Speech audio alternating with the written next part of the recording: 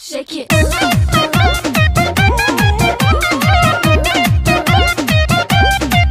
मुझसे दिल लगा लो, एगो किस दूंगी क्लोज अप, प्यार करने का राजा बख्शीश दूंगी। मुझसे दिल लगा लो, एगो किस दूंगी, प्यार करने का राजा बख्शीश दूंगी। साला आजकल का प्यार भी गजब हो गया, सुबह लाभ हो गया, सांझ सब हो गया। सुबह लाभ हो गया, सांझ सब हो गया, हो सुबह लाभ हो गया, सांझ सब हो गया। Hey, same body, mind, babe, come on enjoy. Same body, mind, babe, come on enjoy.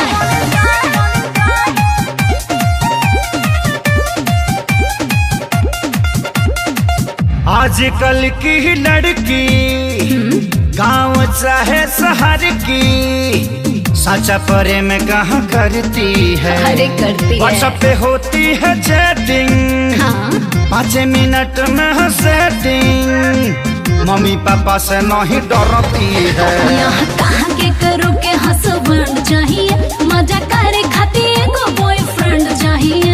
पता चलता नहीं कहाँ कैसे कब हो गया, सुबह लाभ हो गया, सांझ सब हो गया।